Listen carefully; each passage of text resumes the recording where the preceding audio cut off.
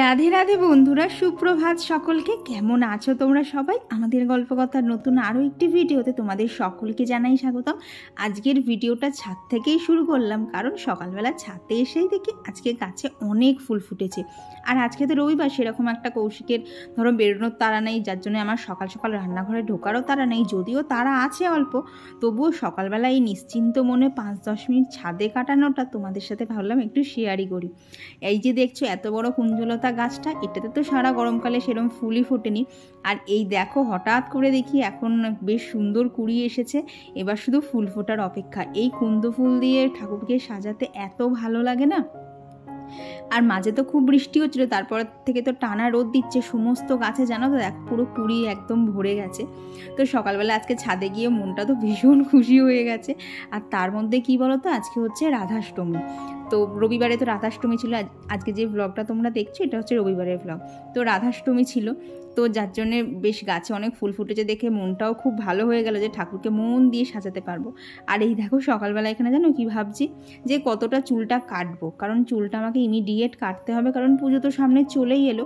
যদিও চুলে আমি এক্সট্রা করে এক্সট্রা হাইফাই কিছুই কাটি না, কারণ ওরকম না, যদি কোনো একটা যদি বেশ স্পেশাল হেয়ার কাট করতে যাই তাহলে দেখবে চুলটাকে না পরে এইরকম সমান করে বড় করাটা খুব চাপ হয়ে যায়। আর সত্যি কথা বলতে পুজোর সময় না আমারও ইচ্ছা করে যে পুজো স্পেশাল কিছু একটা হেয়ার কাট করি, তাহলে নিজের লুকসটাও চেঞ্জ হবে। কিন্তু জানো তো সেই হেয়ার কাটগুলো না পুজোর পরে আর ভালো লাগে না, কারণ তখন না চুলগুলোকে গুটি আর ঠিকঠাক ভালোভাবে তোলা যায় না ওপরের দিকে। আর তখন যা কাজ করতে কষ্ট হয় সে কষ্ট নাই বললাম, এত গরম লেগে যায়। এপাশ দিয়ে চুল ঝুলছে, ওপাশ দিয়ে চুল ঝুলছে। তো এখানে সকালবেলা কৌশিক উঠে নিচেও গোপুসোনাকে ঘুম থেকে তুলবে, তারপরে ও যাবে হচ্ছে বাজারে। আর তোমাদেরকে বললাম না যে রবিবার হলেও আজকে একটুখানি কাজের তাড়া আছে, কারণ আজকে আমরা যাব হচ্ছে কৌশিকের দুটো মামার বাড়িতে একসাথে সবাইকে আর কি পুজোর গিফটগুলো দিতে। তো সেই জন্যই বলতে পারো একটু তো তাড়াহুড়োর মধ্যে আছে, কারণ একটার মধ্যে ঘরের সমস্ত কাজ সেরে পুজো সেরে রেডি হয়ে বেরোতে হবে। সেটা একটা বিশাল বড় চাপ। সকালবেলার থেকে যদিও বা ঠান্ডা মাথায় কাজ করছিলাম, কিন্তু মাঝখানে কি গড়বড় হয়েছে জানো, এত কারেন্ট যাচ্ছে, অন্ধকারের মধ্যে কাজ করতে তো আরও মাথা গরম হয়ে যাচ্ছে, তারপরে লাগছে হচ্ছে গরম। তো এই দেখো সকালবেলা কীরকম তেড়ে একদম রোদ উঠেছে। সকালবেলা থেকেই এই ঘরটার মধ্যে এত রোদ ঢুকছে যে বিকেল অবধি সেই ঘর আর ঠান্ডাই হচ্ছে না। আর এদিকে দেখো আমার লাকি ব্যাম্বো গাছটা ঠিক কতটা বড় হয়েছে জানো তো। মাঝে মধ্যে তো গাছগুলোর দিকে সেরকমভাবে নজর দেওয়ার সময় পাই না, কিন্তু যখন অনেক দিন পর এরকম নজরের দিকে আসে না, তখন গাছগুলোকে দেখলে এত আনন্দ লাগে না, যেন ভীষণ ভালো লাগে, তখন মনটাই খুশি হয়ে যায়।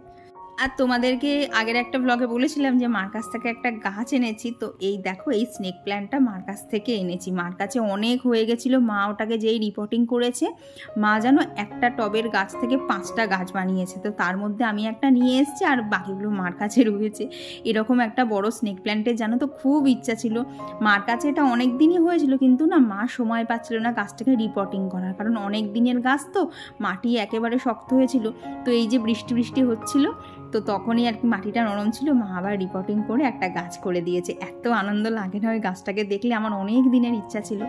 আর এই দেখো এই চুড়িদারটা পরে কালকে তো আর কি আগের ভিডিওতে তোমাদেরকে শেয়ার করেছিলাম যে গতকালকে মাসির বাড়ি গেছিলাম।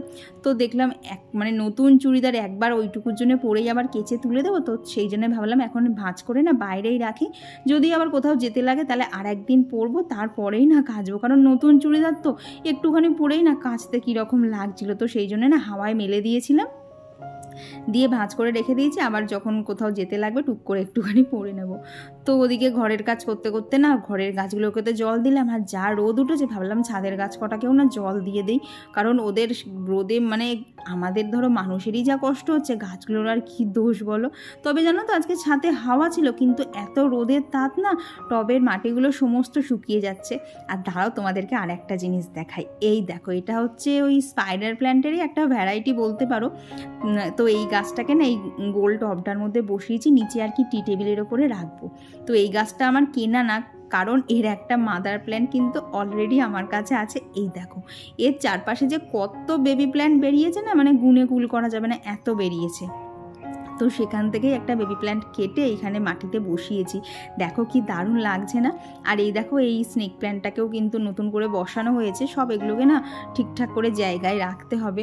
ওই কখনো কখনো রাখছি, তখন মনে হচ্ছে না এইখানটা ভালো লাগছে না, অন্য আর একটা জায়গা বাঁচতে হবে। এই করে করে বলতে পারো সাজাতে সাজাতে এই ঘরটাকে কখন যে সময় চলে যায়। তো অনেক দিন হলো তো ঘরটাকে টুকটাক ডাস্টিং করছিলাম, কিন্তু এই দিকে আর কি ড্রয়িং রুমের এই সাইডটা না করাই হচ্ছিল না, আজ করি কাল করি করতে করতে। কারণ তোমাদেরকে তো বলেইছি কোমরের ব্যথা আমার মানে এইবারে যেন কমতেই চাইছে না। আর কি হচ্ছে বলো তো, সকালবেলা যখন মানে ঘুম থেকে ওঠার পর যখন কাজ শুরু করছি না, তখন কিন্তু একদম ফুল এনার্জিতে করতে পারছি, কিন্তু এই অতিরিক্ত কাজ করলেই না দুপুরের পর থেকে কোমর দিয়ে ঘাড় দিয়ে এত যন্ত্রণা হচ্ছে না, তখন মানে সামান্য যদি মেঝেতে বসে আমি উঠতে যাচ্ছি না কোমরে লাগছে। তো অনেকেই বলেছে ডক্টর দেখানোর জন্য, কি বলো তো এইগুলো না আমার আগেও হয়েছে। তো ডক্টর দেখালে একটা মানে ভালো হয় খারাপ হয় সেটাই তোমাদেরকে বলছি। ভালো হয় ডাক্তারে যে ওষুধ দেয় ব্যথাটা কমে যায়, কিন্তু খারাপটা হয় কি যে কদিন ওষুধ চলে সে কদিন আমি খুব ভালো থাকি, তারপরে আবার এই যে সংসারের কাজের মধ্যে ফুল দমে লেগে পড়ি, তখন কিন্তু আবার শরীরটা আর কি মানে ব্যথাগুলো বেড়ে যায়। যার জন্য আমি না ডাক্তারের ওষুধ সেরকম একটা খাই না। আর ব্যথার ওষুধ ডাক্তারের কাছে চাওয়া মানেই তো সেই পেন কিলার দেবে, আর এই বয়সে বেশি পেন কিলার খাওয়া একদমই ভালো না, তো সেই জন্যে না খাই না। যার জন্যই বলতে পারো এখন এই যে ভিডিওটা একদিন অন্তর অন্তর তোমাদের সাথে শেয়ার করছি, এতে কি হচ্ছে বলো তো, সত্যি বলতে আমি একটুখানি না রিলিফ পাচ্ছি। মানে অতটা চাপের মধ্যে থাকতে হচ্ছে না যে ভিডিও শ্যুট করতে হবে, এডিট করতে হবে, তোমাদের সাথে শেয়ার করতে হবে, কারণ তোমরা তো সত্যিটা সবটাই জানো আমি কেন একদিন অন্তর অন্তর দিচ্ছি। তো আমি একটুখানি ঠিক হয়ে যাই, তারপরেই তোমাদের সাথে আবার ডেলি ভিডিও শেয়ার করব। তো আমার গত ভিডিওতে ঘরকন্যা সুস্মিতা থেকে দিদিভাই লিখেছো যে আগে শরীর তারপর সব কিছু ভালো করে সুস্থ হও তারপর ভিডিও করবে। হ্যাঁ গো, এটা বুঝতে পেরে গেছি গো, নাহলে আমি মানে টেনে উঠতে পারছি না। হয়তো মানে তোমাদের কমেন্টগুলো পড়ে যেটুকু মোটিভেট হই মানে সেইটা দিয়ে হয়তো ভিডিও করে ফেলতে পারছি, কিন্তু পরের দিকে গিয়ে এত ব্যথা করছে গা হাত পা কী বলবো। আর দেখবি সংসারে থাকতে গেলে কিন্তু মানে ওই যে আমি অসুস্থ বলে যে কেউ আমাকে একটুখানি দয়া দাক্ষিণ্য করবে সেসব কিন্তু কিচ্ছু না। আর দেখবে মেয়েদের সংসারের জায়গাটা এরকমই হয় যে তুমি ধরো 10টা কাজ করলে, 10টা কাজের মধ্যে 9টা কাজ তুমি একদম পারফেক্ট করলে, কিন্তু যে একটা কাজ তুমি পারফেক্ট করতে পারবে না সেইটাই কিন্তু হাইলাইট হয়ে যাবে। তো তোমাদের তো সবসময় সব কমেন্টের আমি উত্তর দিই, তোমরা আজকে আমার এই প্রশ্নটার উত্তর দাও তো যে এই রকম কেন হয় যে যেটা করি না সেটাই কেন হাইলাইট হয়ে যায়, যেগুলো করি সেগুলো কেন হাইলাইট হয় না। মানে এই জিনিসটা তো আমার সাথে খুব হয়, ঠিক যে কাজটা আমি ভুলে যাব করতে ঠিক সেটাই দেখি সবার চোখের সামনে চলে আসে, আর তখন সবাই মনে করে আমি কাজ করি না, বাড়ির মধ্যে শুয়ে বসে থাকি, আরাম করি। এই জিনিসগুলো জানো তো যখন ঘটে তখন প্রচণ্ড কষ্ট হয় যে সারাদিন তো সমস্ত কিছু করেছি, একটা দুটো কাজ যদি একটুখানি বাদই চলে যায় তাতে আর কি করার আছে বলো তো। এই এত কিছু করতে করতে না এক এক সময় আমি 2-1টা কাজ না করতে ভুলেও যাই, তখন বলতে গেলে সবারই মুখ ভার হয়ে যায়, তখন আর কিছু করার থাকে না। ওই টাইমটা জানো তো খুব কষ্ট লাগে। আচ্ছা মেয়েদের সংসারে এরকম কেন হয়, এই উত্তরটা কিন্তু তোমাদেরকে আজকে দিতেই হবে, কারণ এই প্রশ্নের উত্তর আমি সত্যিই খুঁজে পাই না।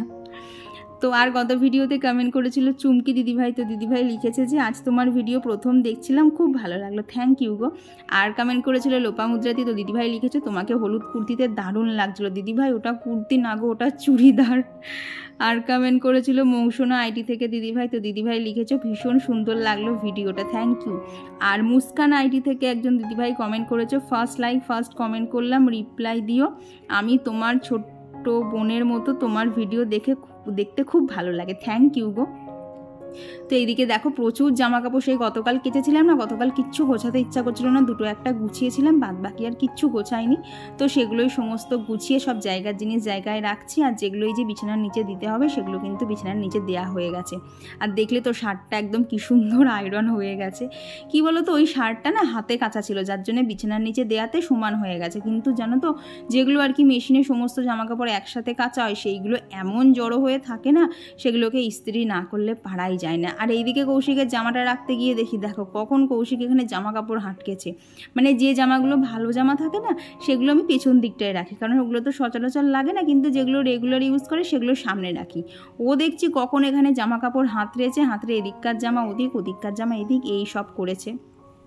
এমনিতে গোছানোই থাকে, কিন্তু ওই কৌশিক যখন যেটা নেবে একটা জিনিস হাঁটকে দেবে আরও 4-5টা জিনিস, তারপর থাকে হচ্ছে নিজের জামার কালার নিজে চেনে না, মানে সামনে জামা দেয়া থাকলেও ও খুঁজে পাবে না, কই কই কই কই করে চেঁচাবে।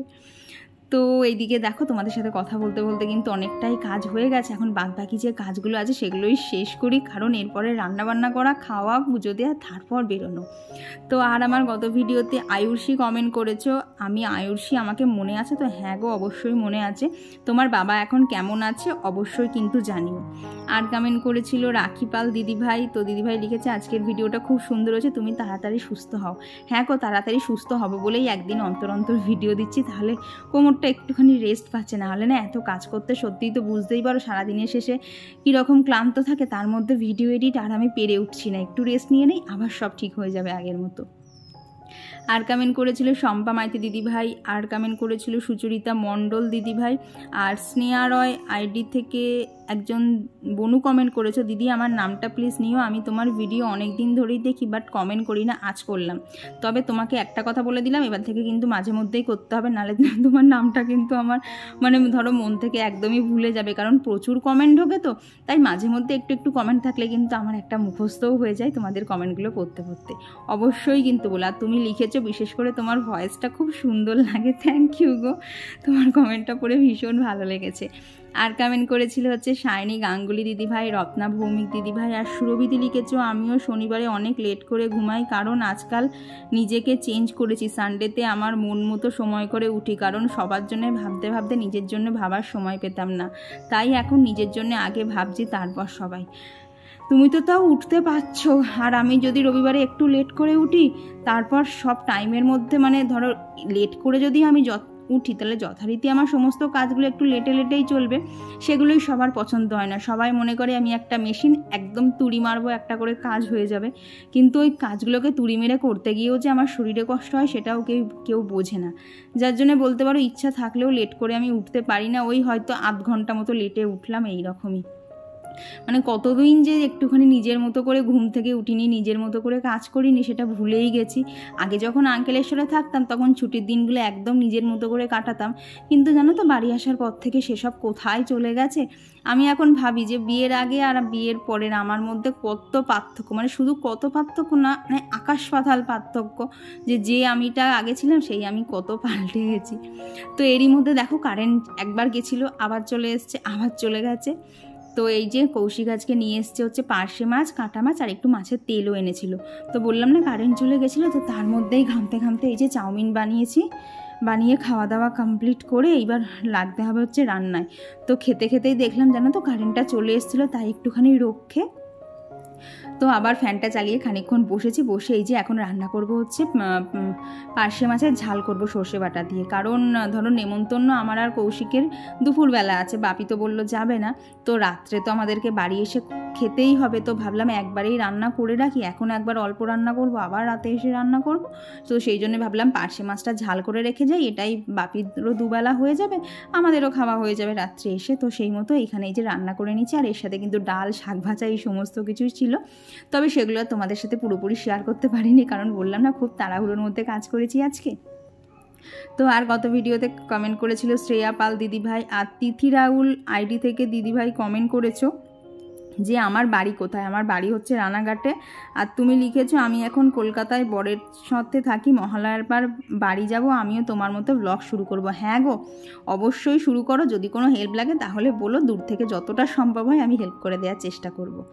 আর কমেন্ট করেছিল সুপ্রিয়াস ব্লগ আইডি থেকে দিদিভাই, SM রূপকথা থেকে দিদিভাই, ঈশিতা রুদ্র দিদিভাই, দ্য স্যান্ড স্টোরি আইডি থেকে একজন দিদিভাই, আর কমেন্ট করেছিল হচ্ছে আশিয়া, আর কমেন্ট করেছিল সোমা হালদার দিদিভাই, আর কমেন্ট করেছিল টুম্পা দিদিভাই, ইনাইল লাইফস্টাইল থেকে দিদিভাই কমেন্ট করেছে যে রুম ট্যুরটা কবে থেকে দেবো করছি, কেন দিচ্ছি না সত্যি বলতে দেখো পুজোর সামনে চলে এসছে, তোমাদের সাথে পুজোর কালেকশানটাই ঠিকঠাক করে শেয়ার করতে পারছি না। তো এখন আমার মেন ধ্যান হচ্ছে এই ডেলি ব্লগের মধ্যে থেকেও একদিনকে তোমাদের সাথে আগে পুজোর সমস্ত কালেকশান শেয়ার করব, তারপর অন্য কিছু স্পেশাল ভিডিও। আর কমেন্ট করেছিল হচ্ছে রাজিয়া খান চন্দ্রা সাহা আইডি থেকে দিদিভাই, আর কমেন্ট করেছিল নিবেদিতা রুদ্র দিদিভাই। তো দিদিভাই লিখেছো না যে গত বছর মহালয়ার সময় তোমাদের বাড়ি গিয়েছিলাম, 1 বছর হয়েও গেল। হ্যাঁ গো, সময় যেন কোথা দিয়ে কেটে যায়। আর কমেন্ট করেছিল অস্মিতা পুষ্পা জয়স্তরী ব্লগ থেকে দিদিভাই, প্রিয়াঙ্কা দে দিদিভাই, টুম্পা রয় দিদিভাই। আর কমেন্ট করেছিল হচ্ছে দীপর্ণা টুম্পা রয় দিদিভাই, প্রিয়াঙ্কাস ডেলি লাইফ জয়শ্রী বিশ্বাস দিদিভাই। আর কমেন্ট করেছিল মুক্তা অধিকারী রয় দিদিভাই, আসিফ ফারজানা থেকে ফারজানা দিদিভাই, আর শারমিন বেগম আইডি থেকে দিদিভাই। তো তোমাদের সকলকে জানাই অসংখ্য ধন্যবাদ। আজকে কিন্তু কেউ আর বলতে পারবে না তোমাদের নাম নেইনি, কারণ গত ভিডিওতে তোমরা যারা যারা কমেন্ট করেছো আজকে আমি সবার কমেন্ট পড়েছি। তো যাই হোক, এই দেখো চলে এসেছি হচ্ছে ঠাকুর ঘরে স্নান সেরে। আজকে গাছ থেকে অনেক ফুল পেয়েছিলাম, প্লাস কৌশিক গতদিন কিছু ফুল কিনেও এনে দিয়েছিল। তো এখানে ফল দিয়ে সাজিয়ে ঠাকুরের থালাটাকে ভালো করে সাজিয়ে নিয়েছি। তো চলো এবার পুজোটা দিয়ে নেই। কী বলো তো, রাধাষ্টমীর পুজো আমি সেইভাবে অত কিছু আমি করতে পারি না, মানে এখন সেই মুহূর্তে কিছু করব না, আগে সমস্ত কিছু গুছিয়ে উঠি, তারপরে ইচ্ছা আছে দীক্ষা নেব, তারপরে হচ্ছে রাধাষ্টমী বলো জন্মাষ্টমী বলো ঠাকুরকে একটুখানি ভোগ বানিয়ে দেবো। কারণ আমি শুনেছি যে দীক্ষা না নিলে নাকি হাতের জল শুদ্ধ হয় না, ততক্ষণ নাকি ঠাকুরকে ভোগ দেওয়া যায় না। এমনি ফল মিষ্টি দেওয়া যায়, কিন্তু মানে যে রান্না করা খিচুড়ি ভোগ সেটা কিন্তু ঠাকুরকে দেওয়া যায় না। তো ইচ্ছা আছে আগে দীক্ষাটা নেই, তারপরেই সব কিছু গুছিয়ে গুছিয়ে সুন্দর করে করব। তো এইদিকে দেখো পুজোটাও হয়ে গেছে। তো চলো এখন আরতি করে ঠাকুরের কাছে শাঁখ বাজিয়ে পুজোটা দিয়ে নেই।